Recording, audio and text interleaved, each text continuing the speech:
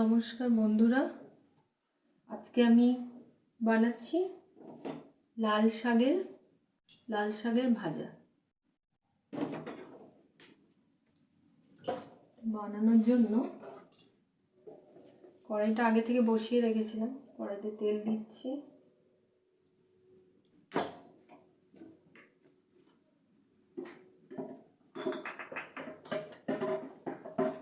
আমার লাগবে একটু সর্ষে ফোড়ন দেব, শুকনো লঙ্কা ফোড়ন দেব আর রসুন দেব। তেলটা গরম হয়ে গেছে, এর মধ্যে আমি সর্ষে ফোড়ন দিয়ে দিচ্ছি।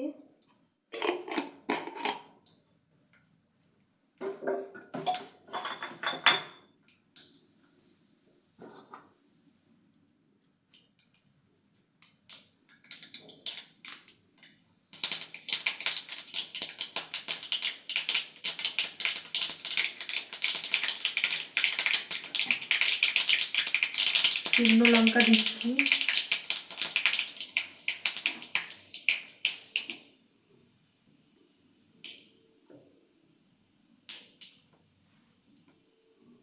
হয়ে গেছে, এবার রসুনটা দিয়ে দিচ্ছি।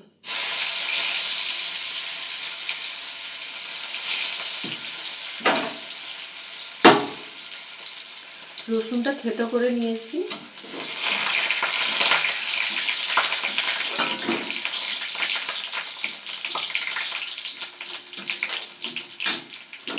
রসুনটা হয়ে গেছে, এবার শাক দিয়ে দিচ্ছি।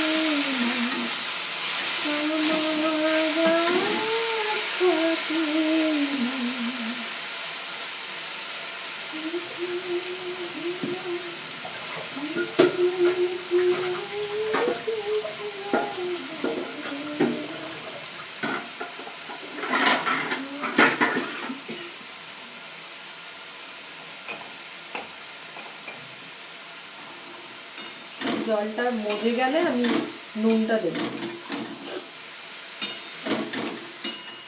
শাকটা একটু না জড়ে গেলে নুনটা বোঝা যায় না, নুন পরে বেশি হয়ে যায়।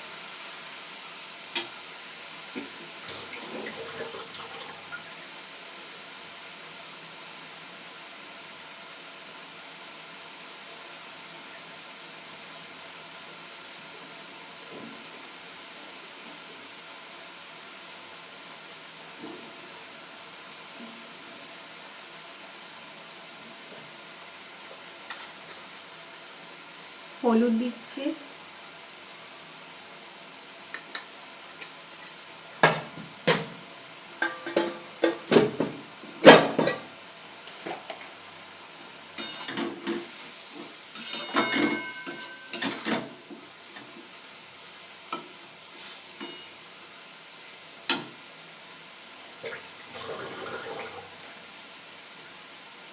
নুন দিচ্ছি।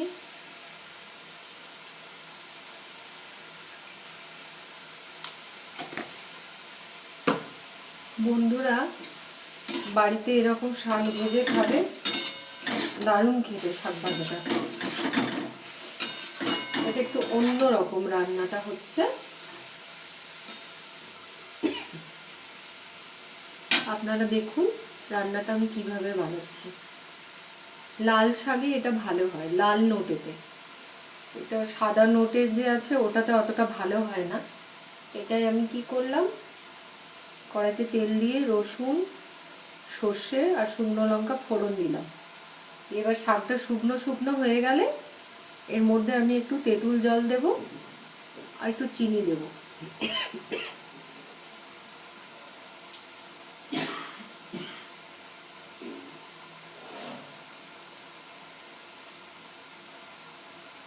আসলে বাইরের যাতে আওয়াজটা না আসে সেই জন্য তো সব দরজা জানলা বন্ধ করে রান্না করতে হয়। জন্য এত ঝাঁঝ হয়ে যায় রুমটা, রান্নাঘরটা একদম ঝাঁঝালো হয়ে যায়। তো জল শুকনো হতে সময় লাগবে, ততক্ষণে আমি একটু ঘুরে আসছি। বন্ধুরা, আমি ফিরে এসেছি। এবার আমি এর মধ্যে এই তেঁতুলের জলটা দিয়ে দিচ্ছি।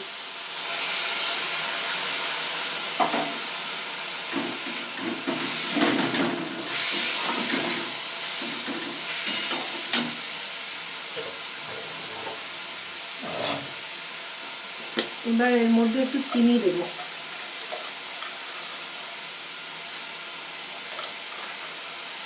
দু চামচ মতো চিনি দিলাম।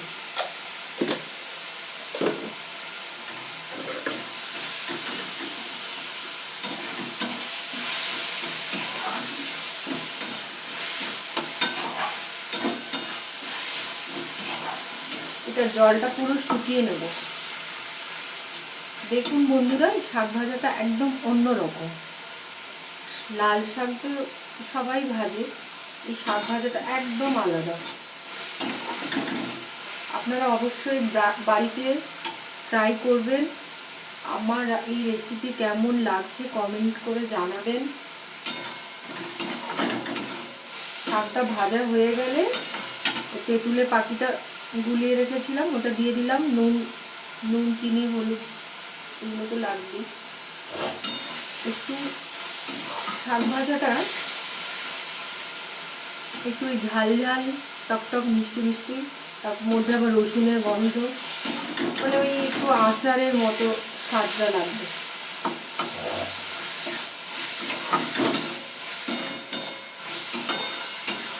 হয়ে গেছে আমার শাক ভাজা। আপনারা এইভাবে বাড়িতে বানাবেন, খাবেন, খেয়ে আমাকে কমেন্ট করে জানাবেন যে আপনাদের কেমন লাগলো। আমার এই রান্না দেখার জন্য অনেক অনেক থ্যাংক ইউ। টাটা বন্ধুরা।